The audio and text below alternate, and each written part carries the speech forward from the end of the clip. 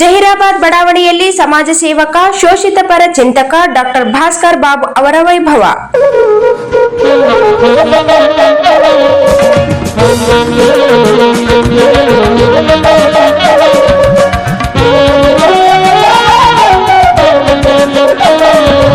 ಹೌದು, ಭಾಸ್ಕರ್ ಬಾಬು ಅವರ ಜನಪರ ಕಾಳಜಿ ಪರಿಗಣಿಸಿ international peace university Pondicherry doctorate ಗೌರವಿತ್ತು. ಸನ್ಮಾನಿಸಿದ ಕಾರಣ ಅವರ ಅಭಿಮಾನಿಗಳು, ಸ್ನೇಹಿತರು, ಹಿತೈಷಿಗಳು ಸನ್ಮಾನ ಕಾರ್ಯಕ್ರಮ ಹಮ್ಮಿಕೊಂಡಿದ್ದರು. ಕಾರ್ಯಕ್ರಮವನ್ನು ಹಿರಿಯ ರಾಜಕಾರಣಿ ಜಗನ್ನಾಥ್ ಸುಂಕಾರಿ ಉದ್ಘಾಟಿಸಿ ಮಾತನಾಡಿ, ಸಫಾಯಿ ಕರ್ಮಚಾರಿ ಪರ ಬಲವಾದ ಧ್ವನಿ ಎತ್ತುವವರು, ಜನಸೇವೆಗಾಗಿಯೇ ಸಾರಿಗೆ ಸಂಸ್ಥೆಯಲ್ಲಿ ನೌಕರಿ ತ್ಯಜಿಸಿ ಯಶಸ್ವಿ ಹೋರಾಟ ನಡೆಸುತ್ತಿದ್ದಾರೆ ಎಂದು ಡಾಕ್ಟರ್ ಭಾಸ್ಕರ್ ಬಾಬು ಅವರ ಗುಣಗಾನ ಮಾಡಿದರು.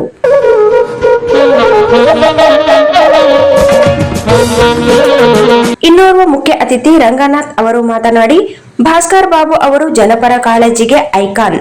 ಅವರು ಈಗಿನ ಯುವಕರಿಗೆ ಸ್ಫೂರ್ತಿ. ಅವರ ಸತತ ಚಟುವಟಿಕೆ, ಜನರ ಚಿಂತನೆ ಅವರನ್ನು ಆರೋಗ್ಯವಾಗಿ ಇಟ್ಟಿದೆ ಎಂದರು.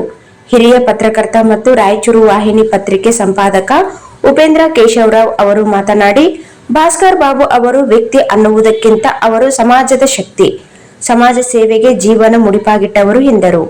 ಸಾಧನೆಯಿಂದ ಭಾಸ್ಕರ್ ಬಾಬು ಈ ಮಟ್ಟಕ್ಕೆ ಬೆಳೆದಿದ್ದಾರೆ ಎಂದು ಯೂಸುಫ್ ಖಾನ್ ಹೇಳಿದರು.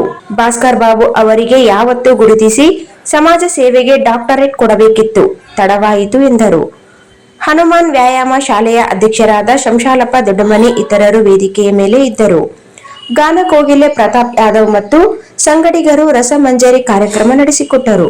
ಎಚ್ ಮೇದರ್, ಸೂರ್ಯಕಾಂತ್, ಗೋವಿಂದ್ ರೆಡ್ಡಿ, ವೆಂಕಟೇಶ್ ನಾಯಕ್ ಇತರರು ಭಾಸ್ಕರ್ ಬಾಬು ಇವರಿಗೆ ಪೇಟೆ ತೊಡಿಸಿ ಹೂಮಾಲೆ ಹಾಕಿ ಶಾಲು ಹಾಕಿ ಗೌರವಿಸಿದರು.